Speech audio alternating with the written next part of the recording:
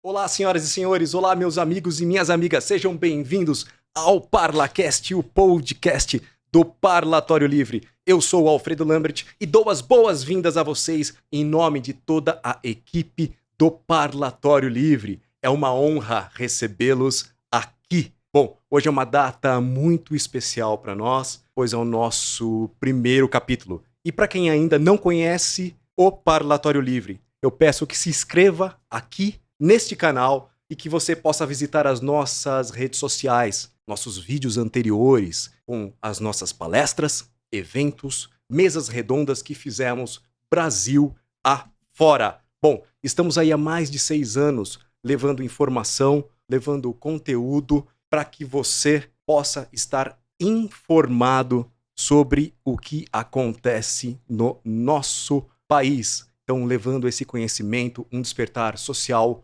político, cultural, econômico e um despertar da consciência para que possamos, preste atenção nisso, para que possamos e continuemos a exercer a nossa liberdade de expressão, a liberdade do pensar, a liberdade religiosa, a liberdade espiritual, para que tenhamos essa liberdade caminhando sempre com as nossas responsabilidades, principalmente com a responsabilidade para com a vida. E nesse clima festivo do nosso primeiro episódio, eu quero apresentar para vocês aqui os meus amigos, os meus colegas de ParlaCast e de Parlatório Livre. Vamos lá, minha querida Ludi, dê um oi aqui para a nossa audiência. Olá, boa noite, tudo bem, pessoal? Meu nome é Ludmila. É um prazer estar aqui com os meus amigos do Parlatório Livre, com o nosso convidado, que eu não vou entregar ainda, para poder falar das atualidades e dos assuntos mais importantes no nosso país no momento. Meu nome é Ludmila Almeida, eu sou formada em Engenharia de Produção pela Universidade Federal Fluminense e sou pós-graduada em Escola Austríaca de Economia pelo Instituto Mises Brasil. Eu vou convidar agora o nosso colega Lucas para se apresentar também. Boa noite a todos, meu nome é Lucas Fagnani, eu sou engenheiro mecânico e pós-graduado em Escola Austríaca de Economia pelo Instituto Mises Brasil também, assim como a Ludmila. Vamos lá, vamos apresentar o nosso convidado de estreia aí do ParlaCast. Ele foi executivo do Banco Garantia nos anos 90, fundador do Instituto Millennium, participação fundamental na Lei de Liberdade Econômica do governo atual, isso é muito importante. Ele é o atual presidente do Instituto Mises Brasil, colunista da Folha de São Paulo, Hélio Marcos Coutinho Beltrão. Bem-vindo, Hélio, ao ParlaCast. Obrigado, pessoal. Valeu pelo convite, parabéns pelo Parlatório Livre. Vocês arrebentam, já tivemos juntos algumas vezes e é uma honra estar aqui na estreia de vocês. Então estamos aí para o que der e vier. Muito obrigado, Hélio. Muito obrigado por aceitar o nosso convite, né? Outrora já esteve conosco e graças a Deus está aqui novamente. Lucão, você quer fazer essa introdução, quer começar fazendo as perguntas para o nosso querido e estimado convidado, ou pedimos para que ele... Lembra do Gabi? A Gabi Gabriela? Hélio Beltrão por Hélio Beltrão, por gentileza. Sai falando aí. Bom, vamos lá. Pra gente começar aqui, a gente vai dividir o podcast em 3 grandes blocos, com alguns tópicos a serem discutidos, mais ou menos meia hora aí cada bloco, tá?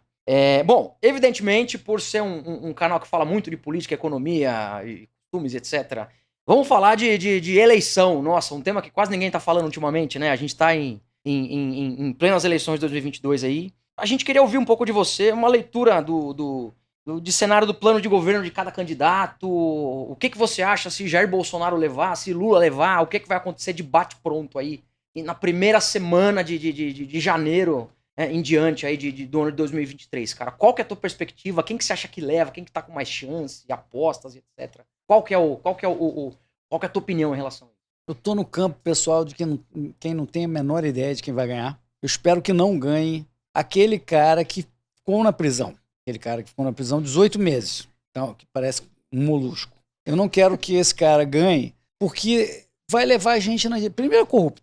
Segundo, vai levar a gente na direção da Venezuela.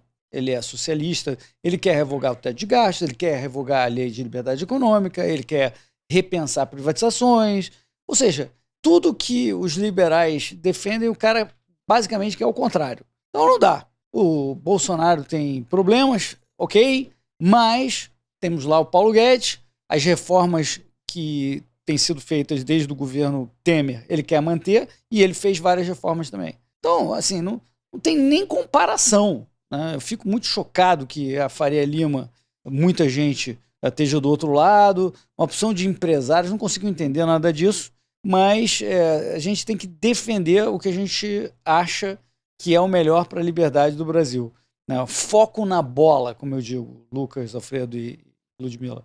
E a bola cara, isso aí vai representar mais intervenção do Estado na economia, nos mercados e na sociedade, ou menos? E eu acho que talvez os dois até possam ter intervenções, mas não tem nem comparação na quantidade de intervenção que o Lula quer fazer na economia. Então, agora, quem vai ganhar, a gente vai saber daqui a alguns dias. Nem o palpite. Cara, não tem palpite. O que eu acho assim, as pesquisas estavam indicando uma diferença gigante e deu muito menos. E as pesquisas têm saído agora nos últimos dias, têm dado uma diferença que é menor do que a surpresa que houve nas urnas. Então, cara, os dois podem ganhar. Uma bela incógnita. Mas eu acho que ainda na hora H o Bolsonaro deve levar. Ou seja, palpitou. Palpitei, mas... É aquela história, a gente tem que decidir entre um tapinha na cara ou um tiro socialista na cabeça, né? O que o pessoal vai... o que o pessoal vai escolher? Um pouco isso. É isso aí. Bom, vamos passar aqui. Bom, informando ao pessoal que está nos assistindo, então houve uma pequena falha técnica aqui e somente um microfone está funcionando, então nós iremos compartilhar, socializar, iremos compartilhar este microfone, tá? Vou passar aqui para nossa querida Lud. Obrigada, Alfredo. Hélio, nessa linha, né? Não quero que você faça assim nenhuma previsão, né, no caso como o resultado das eleições, por exemplo. Mas se você pudesse falar assim, como você realmente imagina uma potencial eleição do Bolsonaro, como aconteceria, ou numa potencial, né, os cenários numa potencial eleição do Lula. Nós sabemos que nesse período, né, pós-PT, que é bem curto, 6 anos, nós tivemos vários avanços, né? Desde o Temer com a reforma trabalhista, depois a reforma da Previdência com Bolsonaro, a MP da Liberdade Econômica, a Carteira Verde e Amarela. Você acredita que esses avanços que o Brasil teve no sentido de mais liberdade econômica estão em risco num eventual governo Lula? Acredito. Estão em risco, não vai ser imediato, porque, como a gente sabe, o centrão no Brasil, né, como diriam os romanos, habemus centrum, temos centrão. Então, não dá para ir para a direção de Venezuela do dia para a noite, não. Mas a gravidade, né, força da gravidade de um governo de esquerda radical, como o do Lula, ao longo do tempo vai fazer um estrago danado. Mas não no início. Então vai ter que se compor com metade do Brasil que não votou nele, né, que é o caso dos dois lados, mas mais no caso do Lula, porque ele é mais minoritário no Congresso do que o bloco ligado ao Bolsonaro. Então tudo vai ter que ser negociado, vai ter trava e tal, mas a gente sabe como o PT trabalha. Ele trabalha por dentro das instituições de uma forma não democrática, né? Seja no judiciário, ou a gente, né, mensalão. E são formas de fazer passar o que eles querem sem estar nas regras democráticas, né? Então eu acho que isso ao longo do tempo vai acontecer e esse é um grande perigo. Agora, o Brasil vai virar Venezuela com o Lula? Não vai, mas pode piorar muito. E esse é o medo. Hélio, o Estado é uma besta? É um sistema com vida própria? Ou ele é munido, ele é alimentado pelo... Até um comentário que você fez no programa do Monark. Monark, queremos você aqui também, hein? Sobre o Mágico de Oz, aquele que está por trás, ou aqueles que estão por trás do Estado grande. Cara, assim, o Estado, ele é um organismo que sistematicamente viola a propriedade e liberdade das pessoas. Ele tem, perante a sociedade, uma legitimidade para fazer essas violações. O que é uma coisa contraintuitiva, né? A sociedade acha legítimo que ele viole e está aceitando. Vai muito em linha do que o Etienne de la Boétie falou no século XVI, lá em 1530, quando ele escreveu o Ensaio sobre a Servidão Voluntária, que dizia assim, olha, nenhum ditador, um violador de propriedade e liberdade consegue sustentar muito tempo se a maioria, ou uma boa maioria das pessoas, uma boa parte das pessoas não ache que isso é bom, né? Então a gente vive numa época em que a gente acha que esse órgão violador da liberdade e da propriedade, ele tem legitimidade para fazer certas coisas, porque senão quem construiria as estradas, né?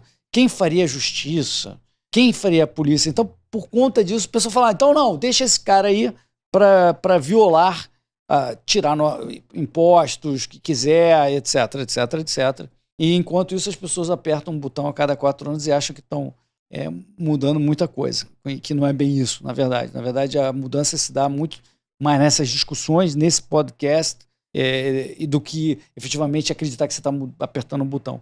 Então, assim, não é que tenha uma combinação mágico-diosa atrás, né, que os caras estão maquinando tudo, e não, nós vamos ferrar a população. Mas no momento em que você dá todas as armas para um cara que está sentado em Brasília, e você espera que ele não vá usar, você fala, o que você está falando, Hélio? Que todas as armas... Porque, afinal, são uns 600 pessoas que mandam no Brasil, certo? Você pegar o Congresso Nacional, mais os juízes da Suprema Corte, presidente da República, alguns ministros, pronto, esses caras têm o poder de mandar no Brasil. Tem todo o poder de mandar no Brasil. Imagina se contar para um alienígena chegou aí, passou a nave. Espero que cheguem, eu tô torcendo. Você tá torcendo para... Tô torcendo para que ele chegue. Eu tenho vergonha se ele chegar, viu? É verdade. A gente vai passar uma vergonha. Eu acho que é por isso que eles não vieram até agora. Eu acho que eles estão um pouco com medo de ser contaminados pelo nosso vírus ser humano, né? Ser humano. Agora, imagina a vergonha da gente explicar. Peraí, me explica aí como é que é o sistema de governança que vocês bolaram. Tá bom, não, a gente faz o seguinte, olha, a gente dá todas as armas para 600 pessoas, nós somos 210 milhões, 220, whatever, e aí esses caras, então, podem determinar todas as regras. O alienígena vai pensar bem, vai falar assim, mas peraí, esse pessoal que você está falando é também aí do tipinho de vocês, com essa genética, ser humano, esse tipo de coisa, ou ele é alienígena, que nem eu, que sempre faz o bem, a raça evoluída, que sempre só faz o bem, Não, é um de nós, tipo a gente, até pior, um pouco pior, porque afinal, político, então é bem pior. Então, esses aqui, mas e aí, você espera que esses caras não vão usar esse poder contra vocês? Não, mas o que você está dizendo, senhor ET? Porque se você é, por acaso, um anarquista? Você, por acaso, está dizendo que quem vai construir as estradas, afinal, se a gente não fizer isso? O papo é tão maluco, você não consegue nem explicar para o cara como é que... Por que você topou dar todo o poder, todas as armas para essas 600 pessoas em Brasília? Mas, não obstante, é o sistema que a gente defende. E a gente espera. Não, a gente disse para eles não usarem. Por favor, não façam essas coisas com a gente, por favor. E a gente está vendo aí, né, a censura, os impostos, a burocracia, e eles podem fazer, e a gente fica esperando chegar o dia 30 para apertar um botão verdinho, bonitinho. Olha aí que beleza. Nós agora, solução para o Brasil. Solução nada, porra. E tem se muito... se votar fizesse alguma diferença, seria proibido. Não tenho dúvida. Alguma coisa a ver com aquele contrato social do Rousseau, se eu não me engano? O Rousseau falou o seguinte, muito bem, Alfredo, muito bem lembrado. Ele diz o seguinte, você nasceu, tu já assinou, cara, você não sabia ler e escrever, mas você já fez um... Pronto, tu assinou e concordou com isso. Você concordou que tem que ter esses caras que vão mandar em você, entendeu?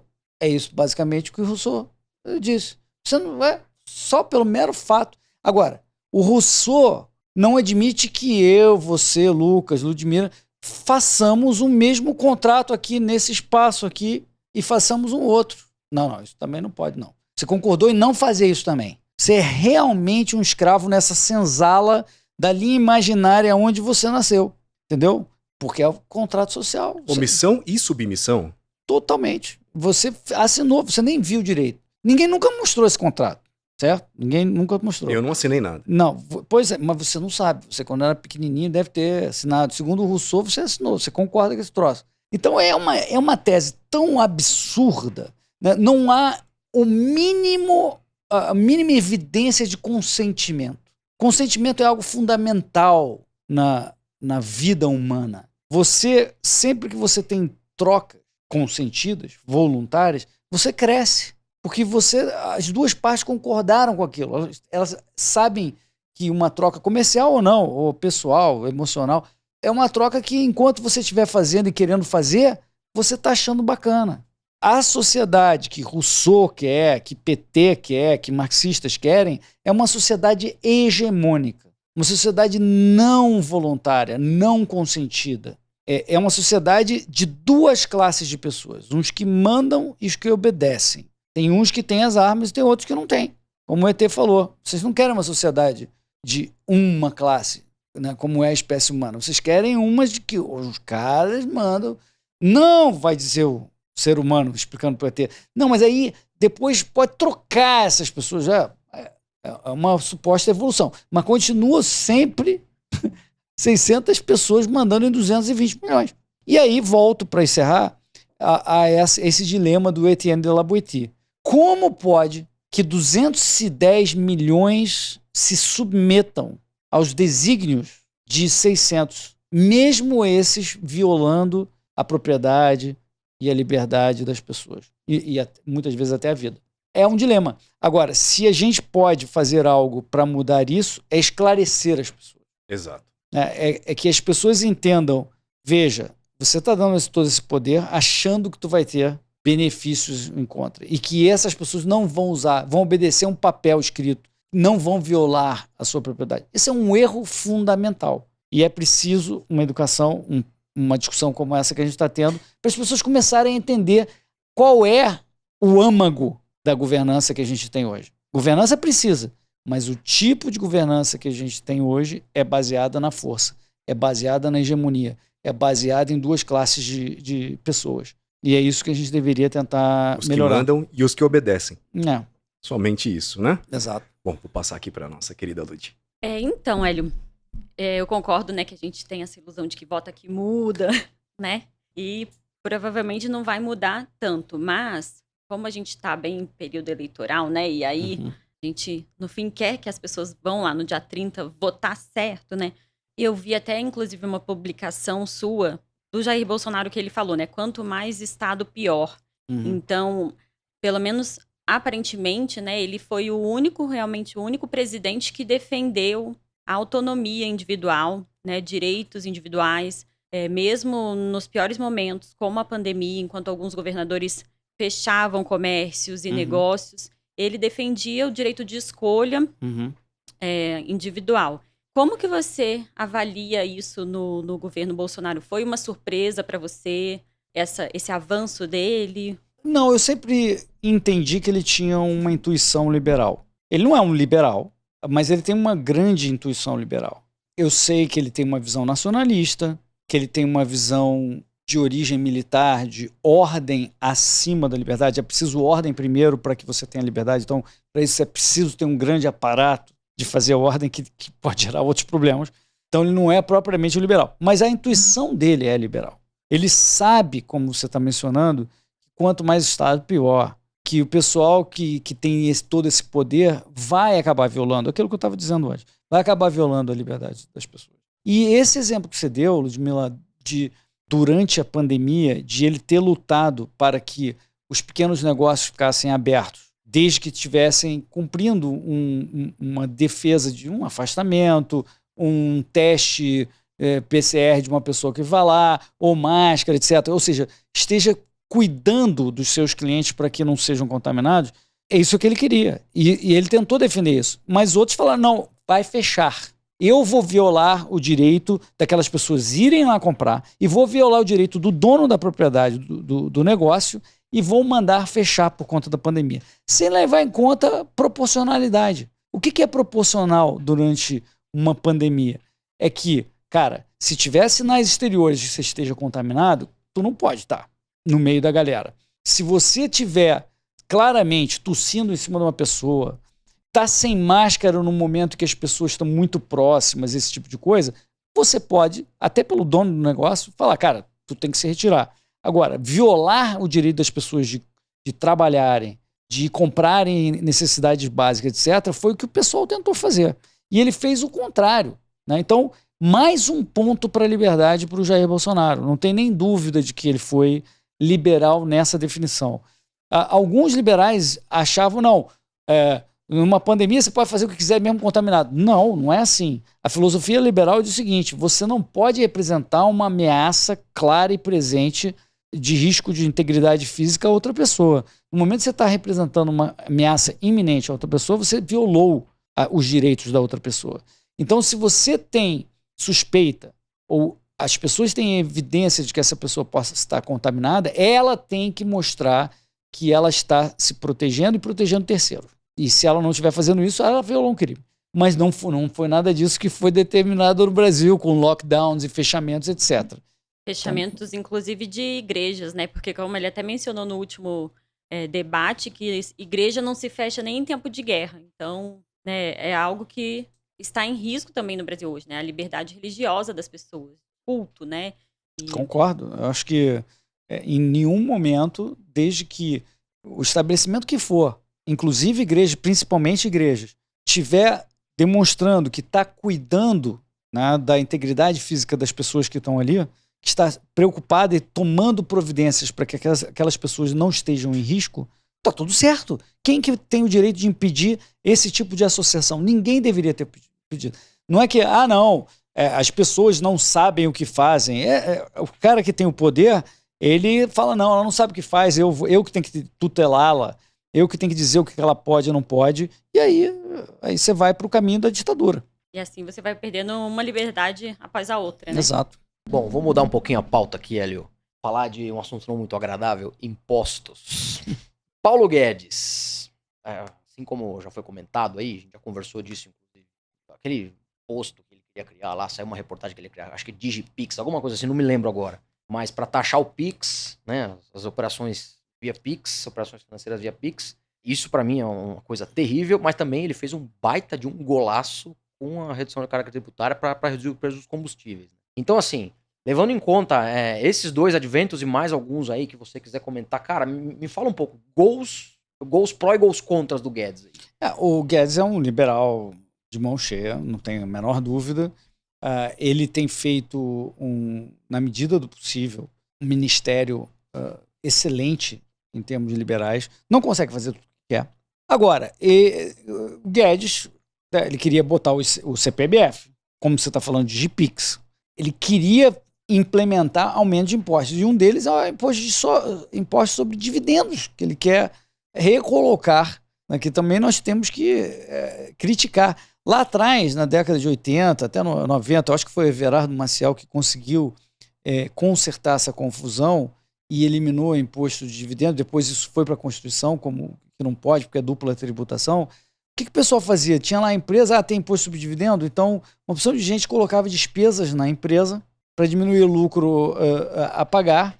E aí tem todo um problema de apuração do imposto para checar se tem fraude, não tem, simulação, porque não sei o que está botando dentro da empresa. Então os caras falam o seguinte, vamos fazer o seguinte, vamos aumentar bem o imposto de renda da empresa e isentar o dividendo, porque aí você não precisa mais fiscalizar. Agora ele quer, já aumentou lá atrás, agora ele quer botar o imposto de dividendo. Vai bitributar de qualquer jeito. Ele vai dizer, não, a gente vai diminuir um pouquinho o imposto para tributar mais, mas na conta que ele fez lá, aquilo lá é para aumentar a arrecadação. Nesse caso, eu acho que o Guedes, como todos os outros que passaram por lá, eu não sei o que a Receita Federal bota no chazinho deles lá, mas o cérebro deles parece que é carcomido pela Receita Federal, que acaba convencendo os caras a aumentar impostos. Então, assim, se eu puder fazer uma crítica ao Guedes, é essa mania de querer aumentar impostos, né? E com desculpas. Não, a gente vai aumentar, vai criar o dividendo, mas vai diminuir um pouquinho o imposto de tudo para aumentar a arrecadação. Não, a gente vai fazer o CPMF, mas a gente vai combinar de eliminar alguma outra coisa. Na hora H, você sabe que não elimina nada, ele cria mais um imposto adicional. Então, assim, é difícil, mas como você falou, e a gente vem falando antes, o golaço que ele fez na isenção de impostos sobre combustíveis, sobre energia, sobre bens fundamentais para o brasileiro, que muitos estados cobravam 33%, 35% por dentro, que na verdade efetivo passa de 40%. Olha só, veja bem, 40% alguns estados, que é o estado que determina o ICMS sobre esses itens. E agora o máximo é 17% ou 18%. Então, assim, é um golaço, porque os estados não podem mais simplesmente ficarem contratando funcionários públicos, não sei o que lá, e ficar aumentando sempre impostos sobre bens essenciais. Então isso foi bacana. Agora, não dá para voltar com esses outros impostos, essas invenções de novos impostos. Nós, liberais e conservadores, vamos nos opor a qualquer tentativa de aumentar a carga tributária sobre o brasileiro. E temos que fazer isso, independente se você gosta do Bolsonaro ou não, gosta como eu gosto do Guedes ou não. Está fazendo algo que vai contra, que é a agenda da Receita, não é a agenda liberal. Então, temos que ser contra. Hélio, e eu gostaria que você comentasse um pouco para quem está... Nossa, eu não consigo nem imaginar as pessoas que estão indecisas nesta eleição, mas existem. Como seria esse cenário com o PT voltando à presidência? Com tudo isso que você falou, como isso se desenharia para o nosso país? Você tem ou consegue trazer para a gente um cenário? Então, eu acho que eu falei um pouco já. Vai ser devagar, mas vai ser numa direção muito ruim. Devagar por causa do Centrão, devagar porque o Congresso, em grande medida, não está na mão do PT e dos seus aliados, mas eles sabem trabalhar isso. Então, por onde eles vão conseguir avançar, eu não sei. Mas eles já falaram, não querem teto de gastos. O teto de gastos é a maior conquista que o Brasil teve nos últimos 15 anos. Ele limita a ação estatal do político que quer aumentar os gastos, e para aumentar os gastos ele precisa tirar mais dinheiro da população em algum momento. Alguns vão falar, mas o Guedes também violou o teto. Não. É como se o Guedes tivesse feito uma reforma para aumentar o pé direito. Passou pelo Congresso Nacional. Não só passou uma lei no Congresso Nacional, passou uma emenda constitucional. 2 votações na Câmara em 3/5 de quórum de voto qualificado e 2 votações no Senado em 3/5 de voto qualificado. É uma mudança nas regras do jogo que a sociedade brasileira, representada pelo Congresso Nacional, na cabeça de quem gosta muito de democracia, tomou a decisão. Isso é completamente diferente de você falar, que é o que o PT fala, nós queremos explodir o teto, essa casa não tem mais teto. O político agora define quanto que ele quer gastar. É completamente diferente, não tem nem comparação. Então eu diria que, sem entrar no mérito de coisas específicas, porque eu não sei aonde ele vai conseguir atacar primeiro, eu diria que ele vai concentrar forças na explosão do teto de gastos. E isso vai ser o desastre, a perda da âncora que nós temos, que segura as algemas que existem no Congresso Nacional e no Executivo, porque é uma emenda, né? Está na Constituição. A algema que existe, a maior algema que temos é o teto de gastos. E se o teto de gastos é implodido, volta para qualquer maioriazinha na Câmara e no Senado, passa o que for, a boiada, né? Passa aumento de gastos, aumento de despesas, novos programas populistas, e isso a gente precisa evitar a qualquer custo. Qualquer custo, né? E mais uma, segunda coisa mais importante, todo mundo sabe hoje em dia, né? Sabemos a escalação do Brasil para a Copa, sabemos a escalação do Supremo Tribunal Federal. O próximo presidente vai nomear mais 2 ministros para a Suprema Corte, para o nosso Supremo Tribunal Federal.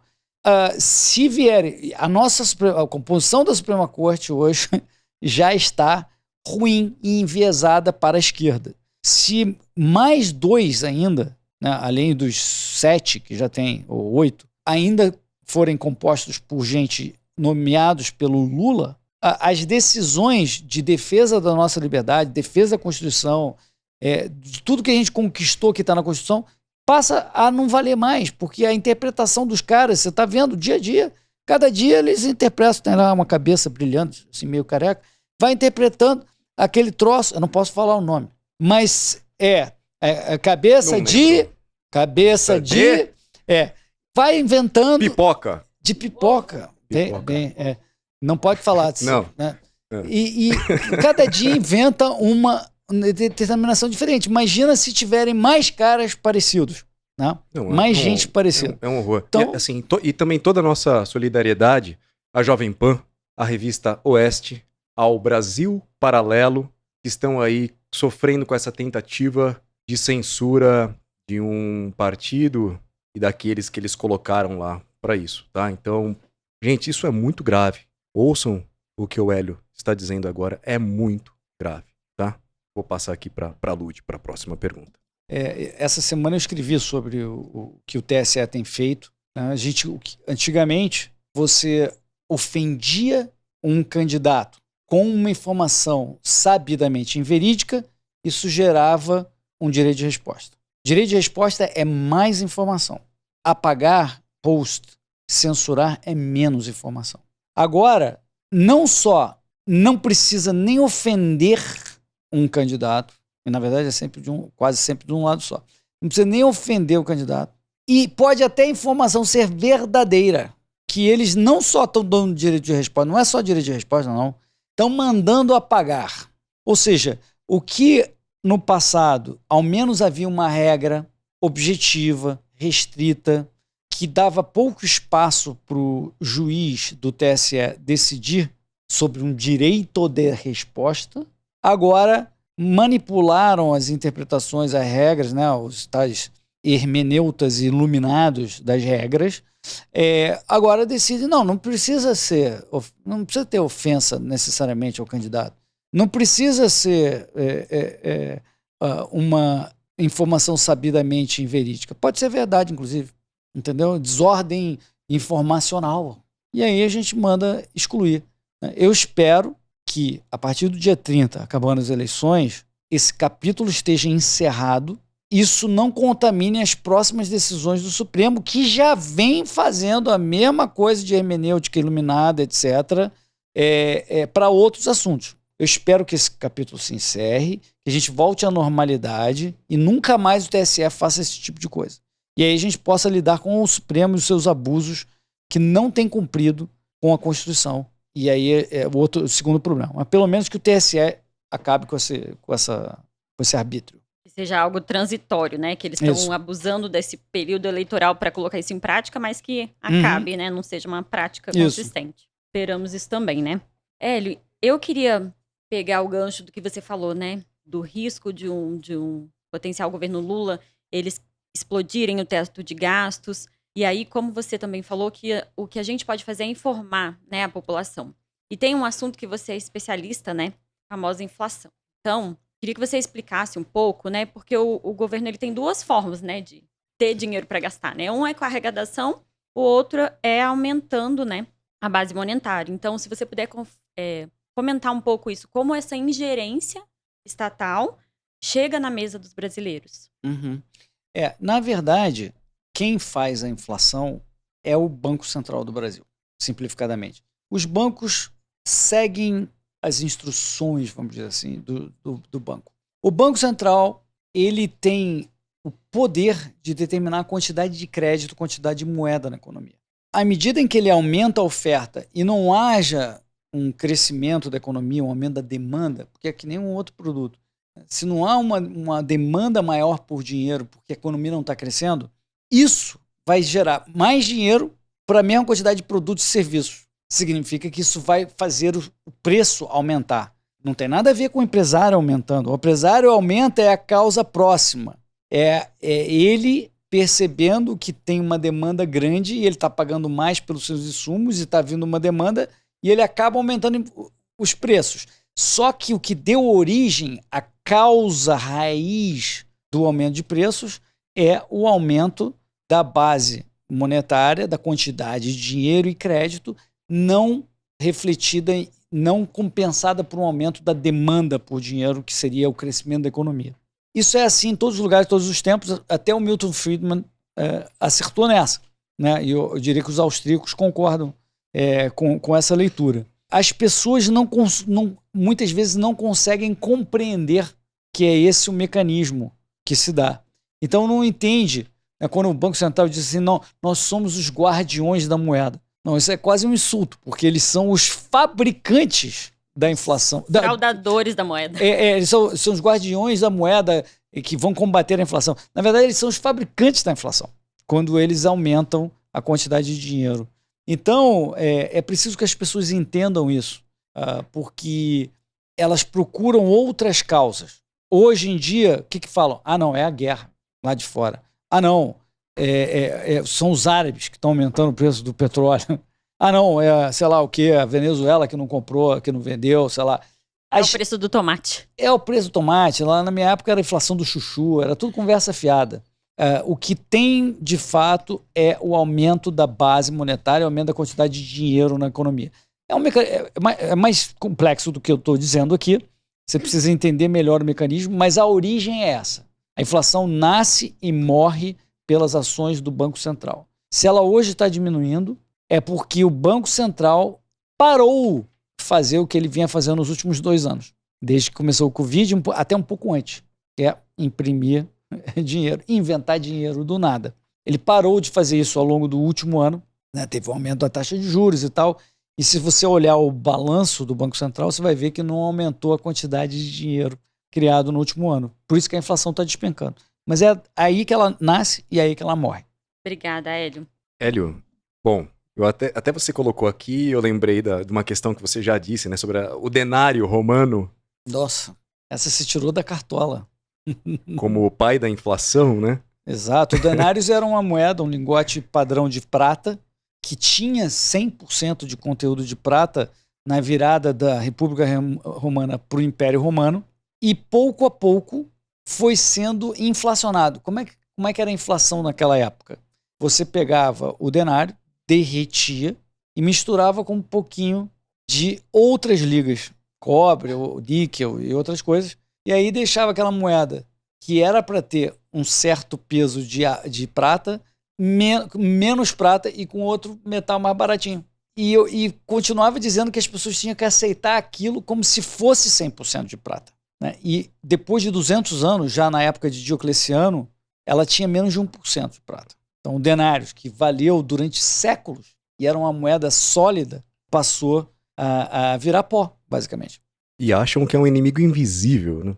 Como? Eles acham que é um inimigo invisível. Pô, não. Eu não sei de onde vem Você isso. sabe que lá no templo onde fazia essa cunhagem, o nome em inglês que a gente tem, currency, né, vem do latim currere, de correr.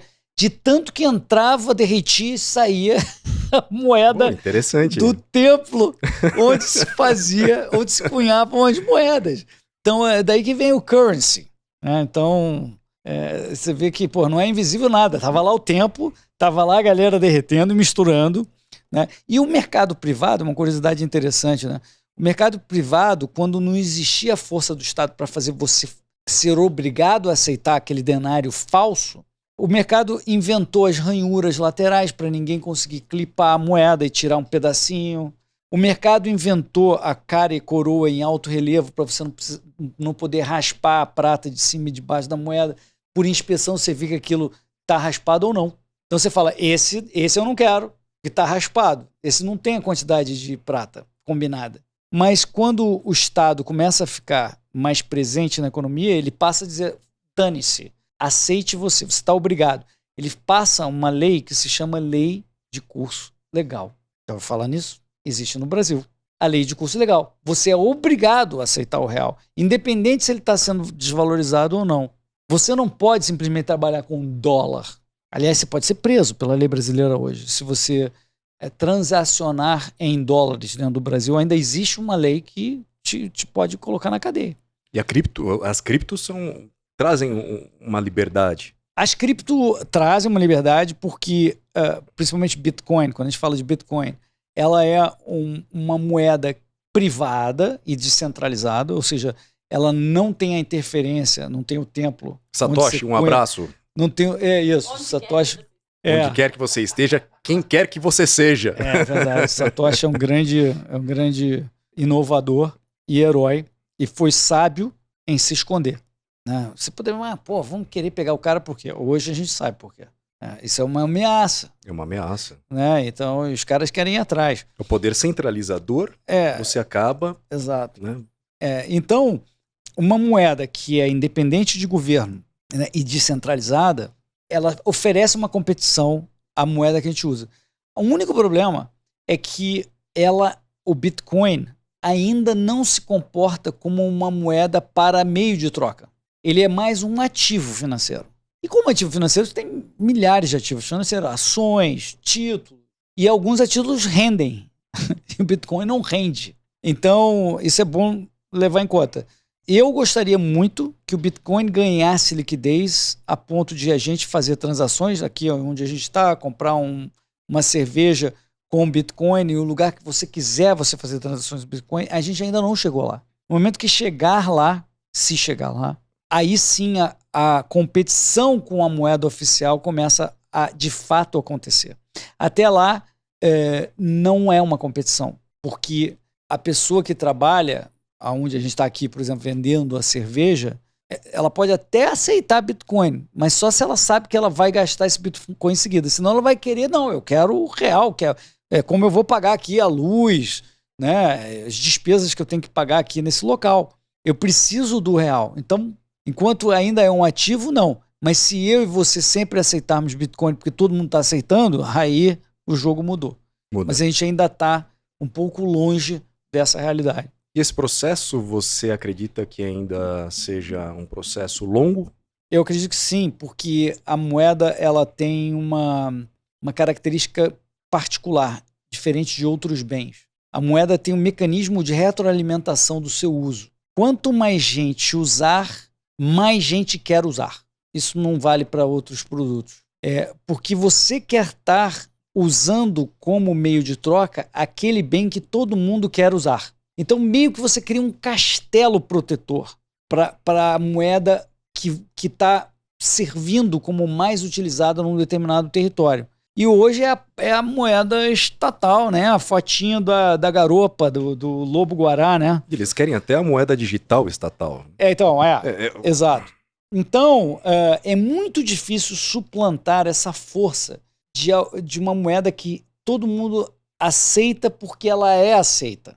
Todo mundo quer usar porque ela é usada. Então, ela tem que ser abusada tanto para deixar de ser usada e você preferir uma outra moeda mais honesta. E deflacionária, talvez, né? No caso do Bitcoin, daqui a alguns anos, mas a ideia é essa. Pode ser deflacionária ou não, desde que ela seja menos abusada muito menos abusada do que a moeda oficial, ela tem atratividade. Mas ela tem que ser realmente muito melhor para você conseguir vencer essa barreira natural que qualquer moeda tem. Ô, Hélio, mas como que você explica, então, talvez essa retroalimentação explique essa aparente corrida que está tendo para o dólar? Porque o dólar está sendo super abusado, né? A gente vê lá pacotes de trilhões contra a inflação. E mesmo assim a gente vê que o dólar ainda é a moeda, né? Que as pessoas, elas correm para manter os seus ativos, né? A sua reserva.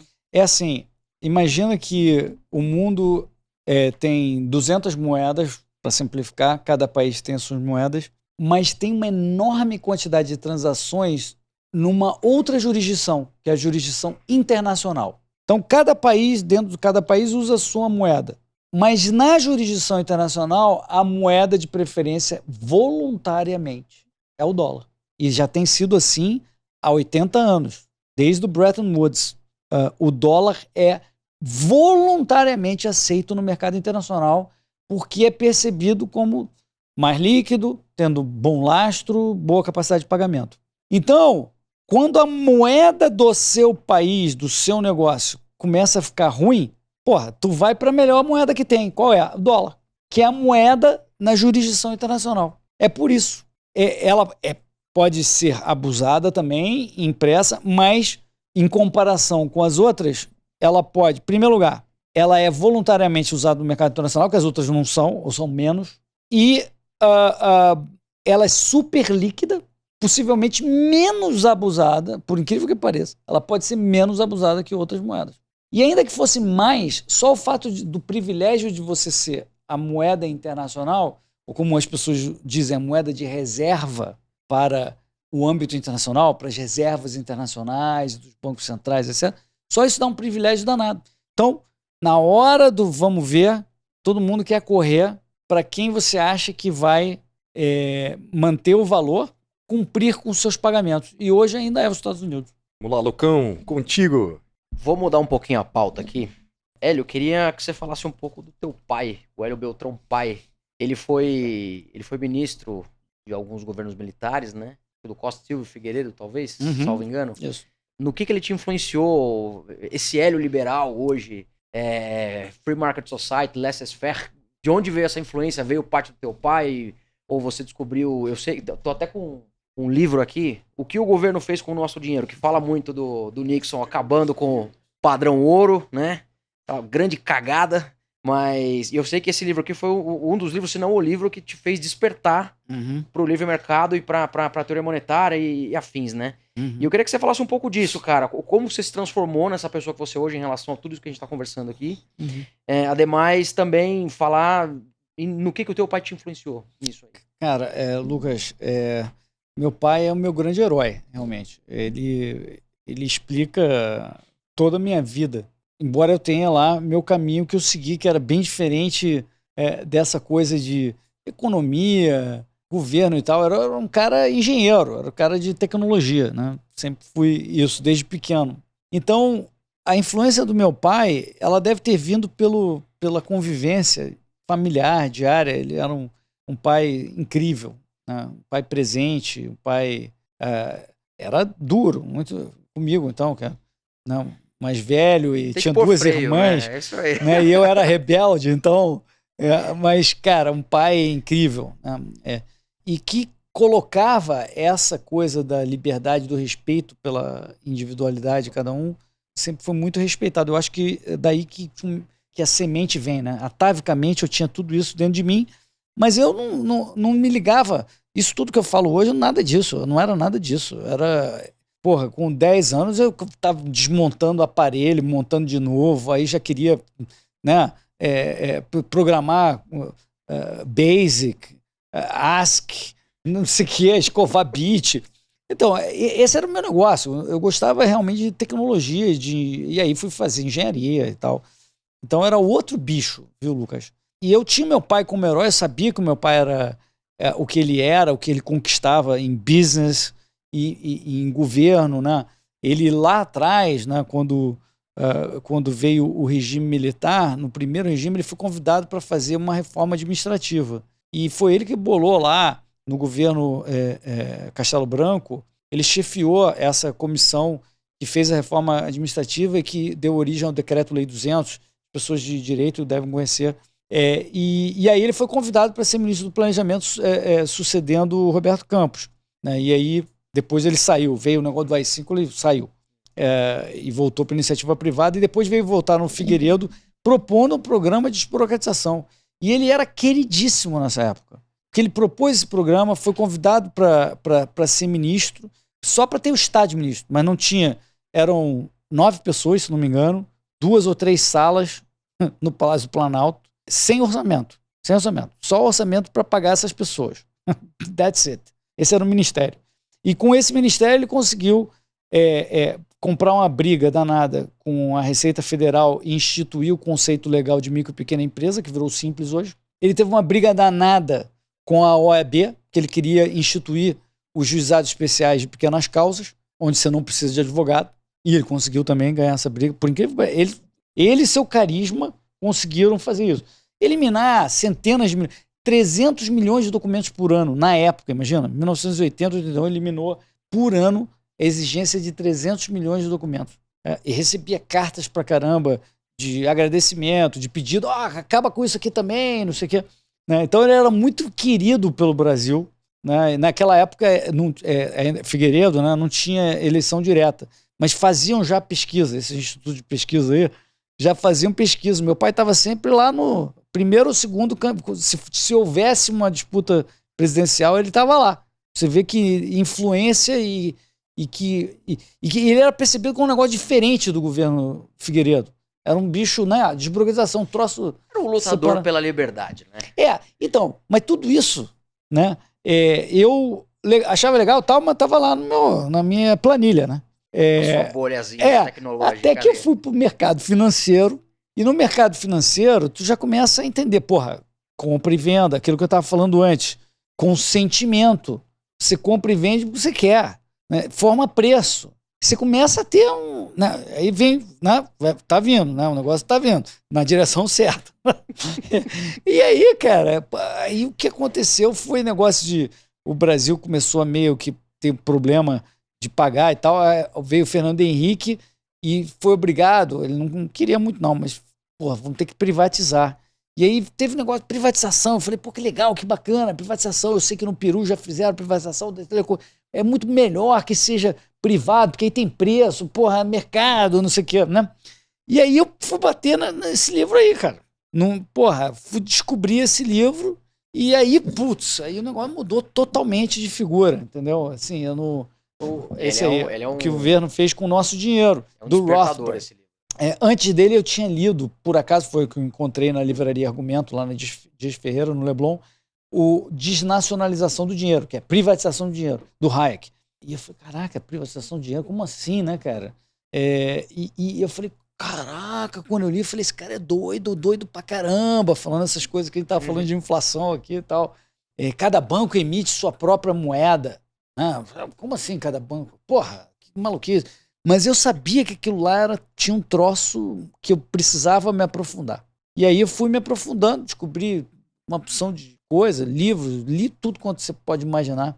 Acho que em dois ou 3 anos eu li mais de 100 livros. De tudo, de economia, de filosofia, de Ayn Rand, de todo o arcabouço liberal. Eu li, quer dizer, claro que depois eu li mais, mas nessa época fiquei enfurecido. E eu me tornei um anarcocapitalista em 97 já. E essa é a minha próxima pergunta. Você é um anarcocapitalista? Eu sou um anarcocapitalista, claro.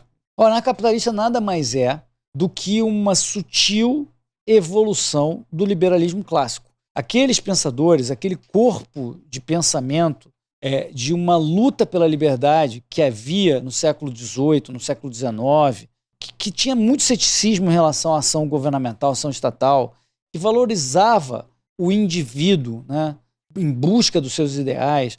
Isso é basicamente o anarcocapitalismo. Por quê? Porque a única diferença disso do anarcocapitalismo para o liberalismo clássico é uma depuração de dizer o seguinte, porra, liberal clássico fala, não, o governo deveria defender as pessoas de brigarem entre si, então deveria ter justiça e segurança. Se bem que teve um liberal clássico que escreveu da produção de segurança. O italiano, né? O De Molinari. Mas não é italiano. Bem pequenininho, ele não é italiano. Se eu não me engano, é belga, mas Gustavo De Molinari. Gustavo De Molinari, ele mesmo. E ele falou, né? Segurança é uma tolice você querer que um monopolista obrigue. E se você pensar bem, o cara que diz que ele vai fazer a segurança de todo mundo, ele tem um enorme poder de novo. E você vai dar a ele o poder de dizer quanto você vai pagar por essa segurança. Então, o anarcocapitalista, ele fala, cara, salvo esses pequenos detalhes, é a mesma coisa que os liberais clássicos faziam lá atrás. O anarcocapitalista quer desmonopolizar a pólvora, basicamente. Ele quer desmonopolizar a pólvora. Ele não aceita que, em nome de se proteger as pessoas, você viole as pessoas. Como assim? Isso é contraditório. Você deveria respeitar que existe uma demanda na sociedade para que as pessoas tenham segurança. Essa demanda na sociedade fará com que certas pessoas paguem. Pode não ser todo mundo, mas não interessa. Quando você vai no shopping, você está pagando a segurança? Não, Sim. Alguém está pagando a segurança. Você não precisa ter comprado nada, hein?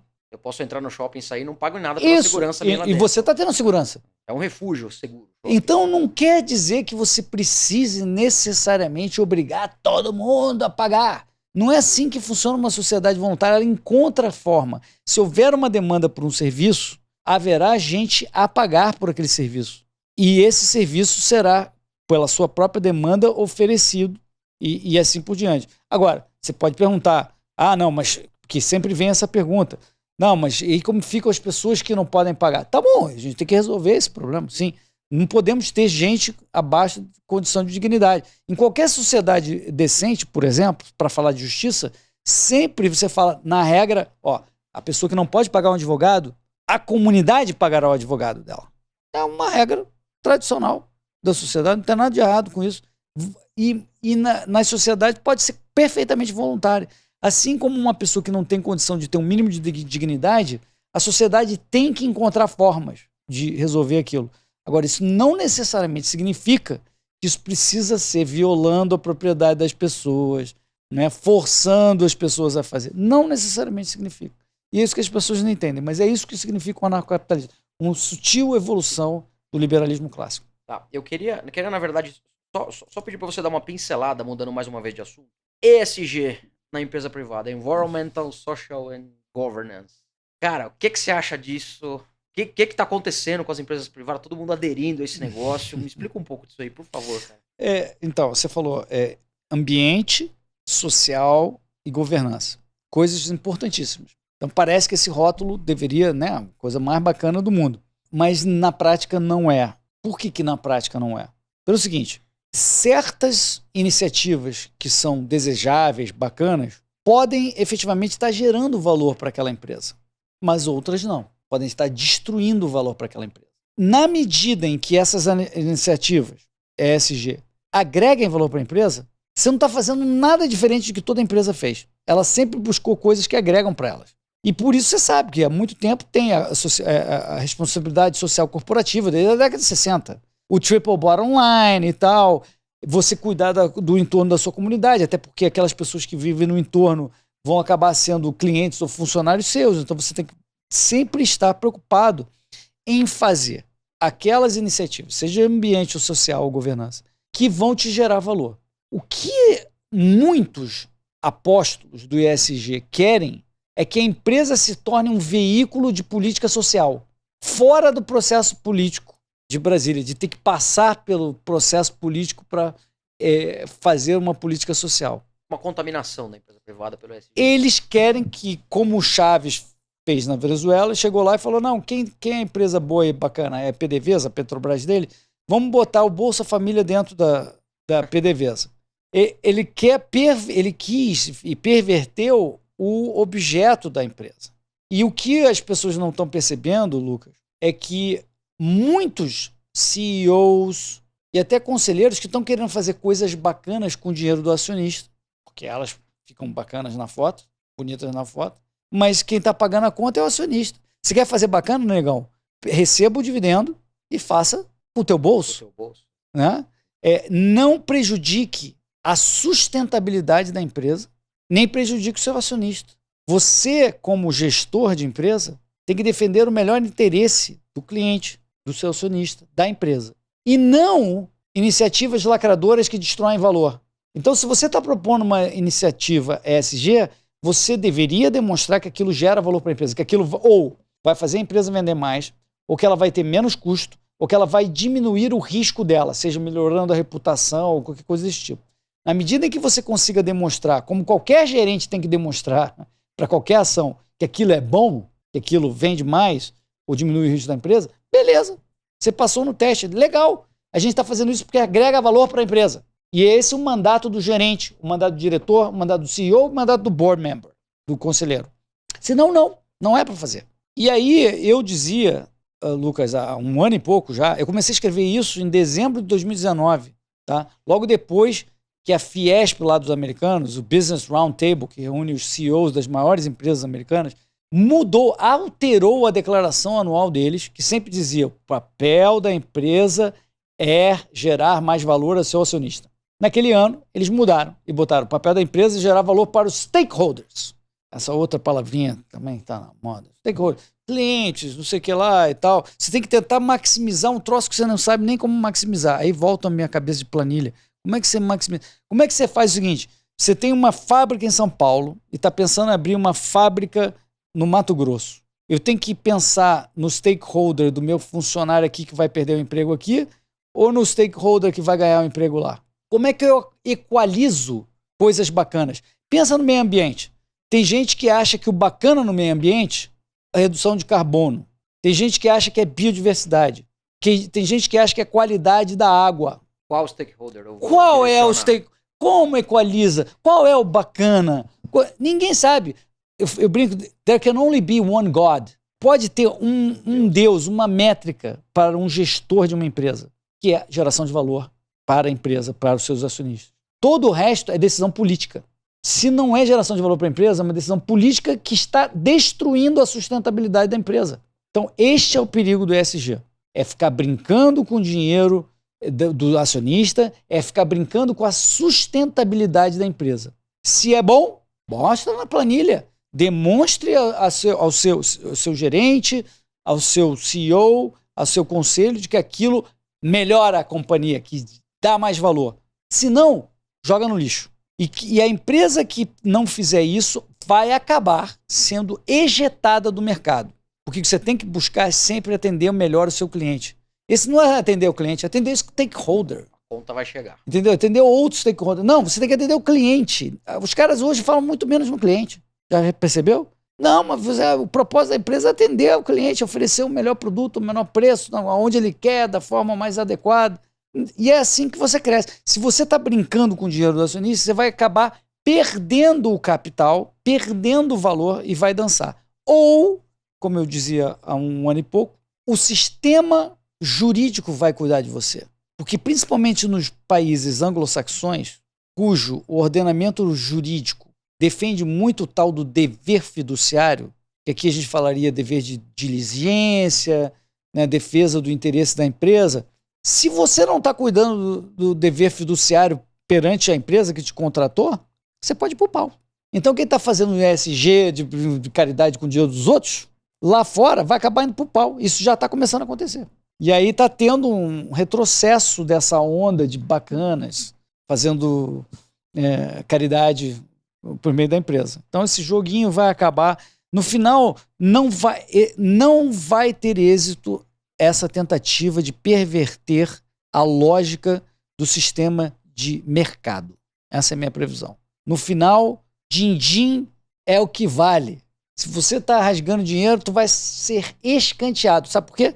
Porque a velhinha que tem sua poupança, que está lá no fundo de pensão, que acaba investindo na BlackRock, que investe numa companhia brasileira, fala, peraí, por que eu estou tendo 1% a menos de retorno do que o Lucas, que compra lá ações sin companies, né, de pecado, sei lá, que produzam carbono, carros, ainda a gasolina, combustão, cigarros. Por que ações de indústria produtora de energia a carvão. Sei lá. Por que o Lucas está ganhando mais do que eu?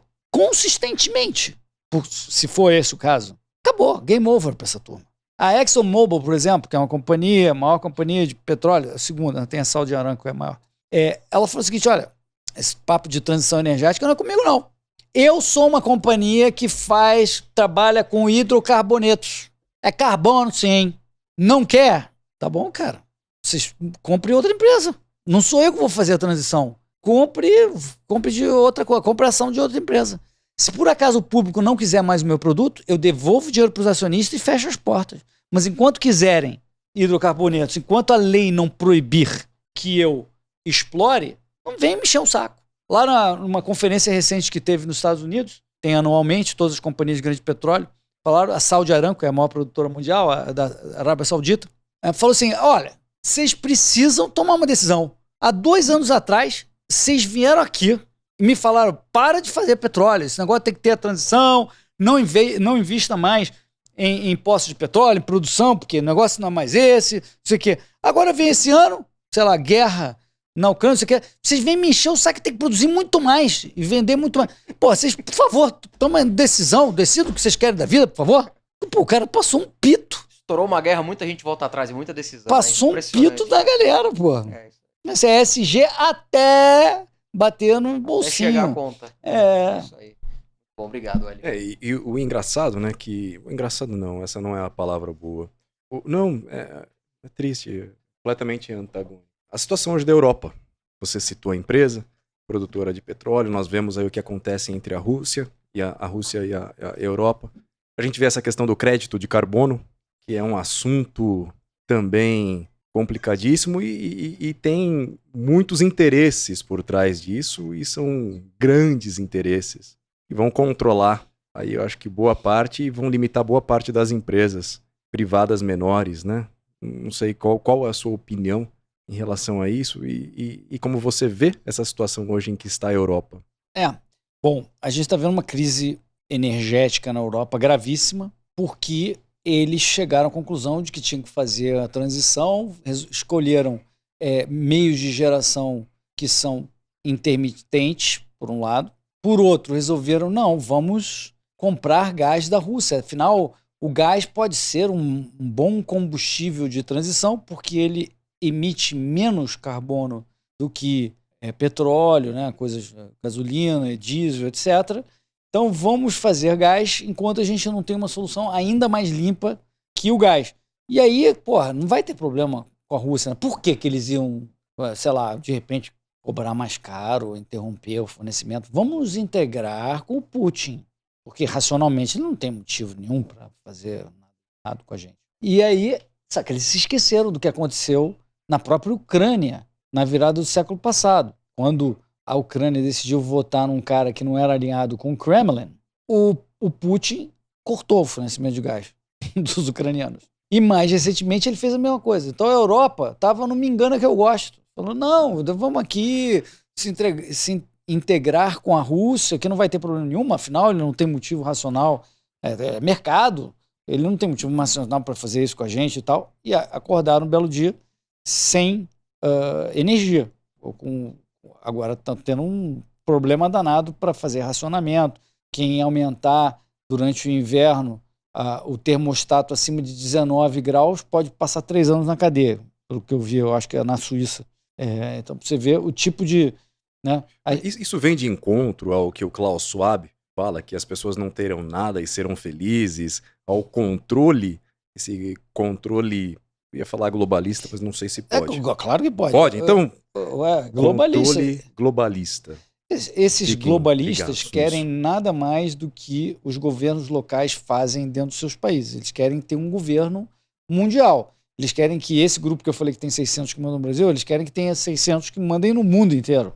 Eles querem tirar o poder da decisão local da população e mandar lá para o central decidir.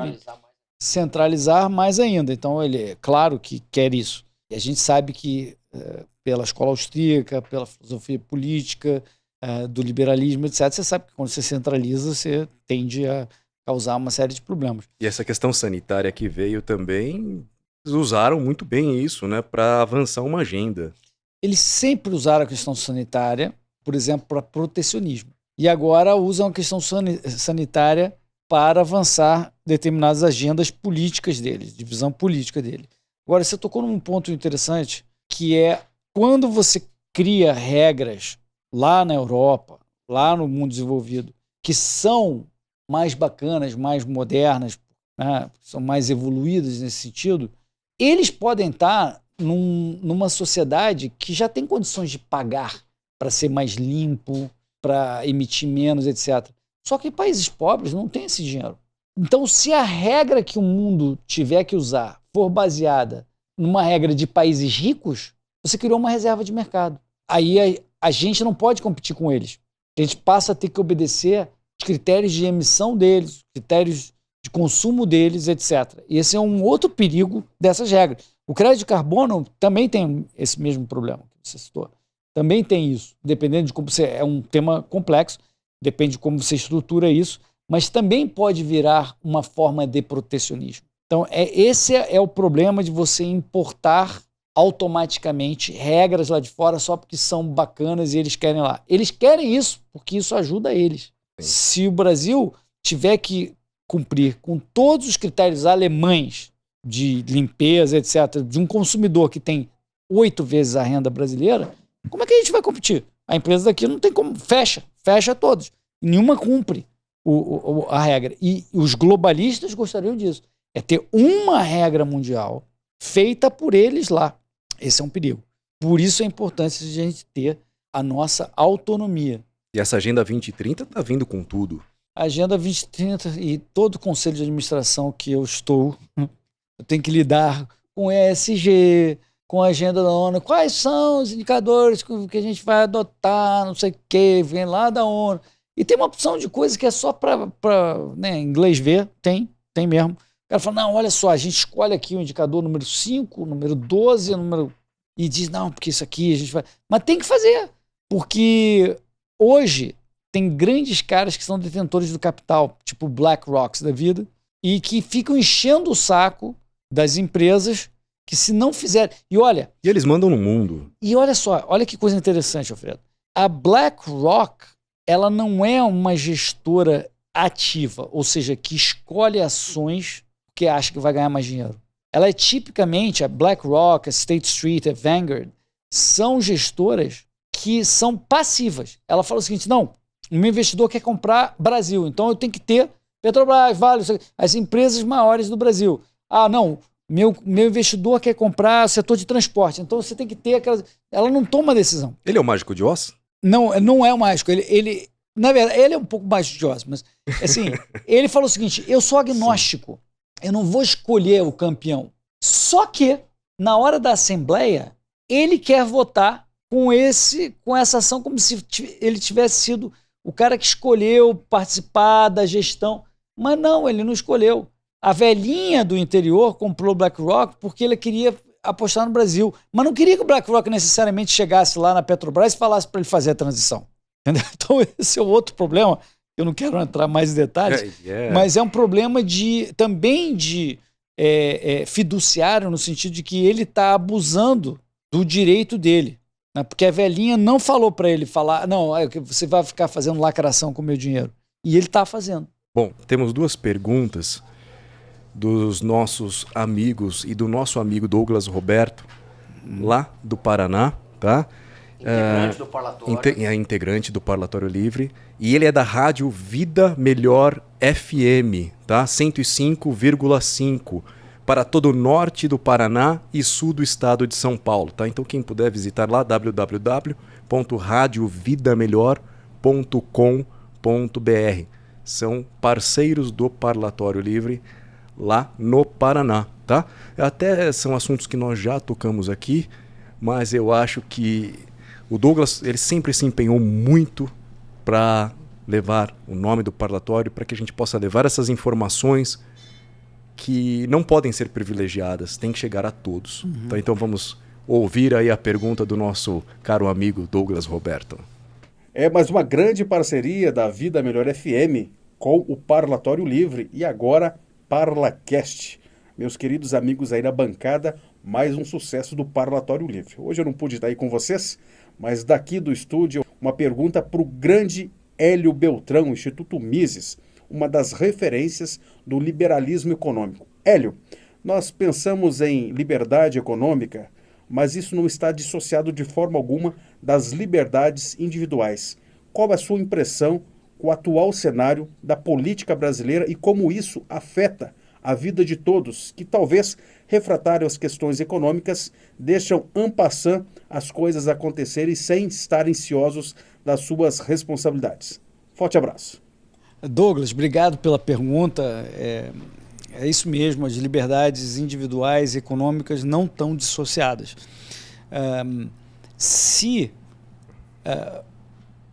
o governo pode dizer a uma empresa como o YouTube, né, ou ao Twitter, o que ou não postar ali, no fundo, você não tem liberdade econômica e não tem liberdade individual. Né, porque o governo vai lá e diz, não, você é obrigado a retirar as informações. Então, quem controla a liberdade econômica de cima para baixo, controla o que se pode fazer e dizer numa sociedade. Então, não tem dúvida, e isso é fundamental entender. As pessoas tendem a achar, se tem razão, se a gente tem liberdade econômica, tá tudo bem. Não está tudo bem, porque veja a China, ela tem liberdade econômica, não tem individual, né? E não adianta ter individual e não ter econômica, porque a individual não vai sobreviver se você não tem econômica, né? A liberdade econômica é que garante que você não vai ter alguém dizendo que você tem que retirar informação, que você não pode se associar com alguém naquele ambiente. Então, isso é fundamental entender, e eu acho que nessa eleição a gente vê claramente a diferença de dois candidatos. Um candidato que acha que o Estado pode tudo, que o Estado pode determinar, sim, o que você pode falar ou não, como é em eleição, não sei o quê, tem a nova língua do que é verdade ou não, desordem informacional, etc. E outro candidato que não quer isso, e ele declara isso e mostra isso. Ele não é um cara, né, o Bolsonaro, que queira censurar as pessoas, coagir empresas a impedirem você de se associar com outra ou dizer o que não. Então, assim, é bem clara a diferença democrática entre os candidatos, principalmente nesse tema de liberdade individual e liberdade econômica. Então, por isso, aliás, esse é um dos motivos pelos quais eu prefiro o Bolsonaro a Lula. Nesse critério, então, não tem nem comparação. Obrigado, Douglas. Isso. E, bom, dia 30, cada um faz a escolha que quiser, mas o que está em jogo é a nossa liberdade. Prestem atenção. O que está em jogo é a nossa liberdade. Bom, Hélio, obrigado mais uma vez. Só vou agradecer aqui aos nossos colegas, nossos amigos de Parlatório que não puderam estar presentes hoje, tá? A Tássia Silva, a Lud está aqui, o Semião, o Vinícius Ferraz, o nosso querido Vinícius Porfírio está aqui. Vem dar um oi aqui, poxa. Dá um oi aqui em frente às câmeras, apareça aqui. O Eric de Paula, o Ronaldo Mota, o Alexandre Guima, o tio Emerson Barros, o Ricardo Santi e o Douglas Roberto lá do Paraná, da Rádio Vida Melhor FM. Dá pra aparecer ele aqui? Esse aqui, rapaz. Bom, quer falar aqui? Quer falar aqui no microfone? Vem. Poxa, ele tá tímido, ele está tímido. Bom, Hélio, muito obrigado, de coração. Agradecemos muito por você trazer informação, trazer conhecimento e que a gente possa levar isso adiante para o nosso povo brasileiro. Imagina. Gratidão demais. Imagina, Fedor. Muito obrigado. Obrigado, Lucas, Lud, obrigado a todos do Parlatório Livre. Sucesso nessa nova iniciativa do ParlaCast. Tenho certeza que vocês vão arrebentar. E sempre contem comigo, porque é isso aqui que a gente faz. Vocês fazem, eu também, contribuir com que o Brasil tenha um futuro melhor, que a gente tenha mais prosperidade e liberdade. Eu queria, inclusive, endossar o agradecimento do Alfredo. O Hélio foi um cara que sempre que a gente convidou para qualquer tipo de evento, foi um cara que sempre se mostrou muito disponível, né? E simplesmente porque ele tem um objetivo muito parecido com o nosso como pessoa, que é dissipar conhecimento, né? Fazer as pessoas aprenderem mais sobre isso que a gente tanto falou aqui, sobre como nós tornarmos o Brasil melhor, tá? E ele foi um cara sempre muito disponível, então te agradeço muito pela sempre disponibilidade, e a gente vai sempre contar com você aqui para ajudar a tornar esse povo com muito mais conhecimento do que a gente gostaria. Só agradecer, né? O Hélio realmente ele tem um papel essencial aí em toda essa história do parlatório, né? Até por ter 2 pós-graduados aqui no Instituto Mises, não é em vão, não é à toa, né? A sua influência em nós realmente deixa marcas. Obrigado. Muito obrigada por ser esse exemplo para todos nós. Obrigado, Lud. E não se esqueça de se inscrever aqui nesse canal, deixe seus comentários também, dê o like e muito obrigado, Hélio, obrigado a todos que estão aí em casa. Valeu. Obrigado. Tchau, gente. Valeu. Obrigado.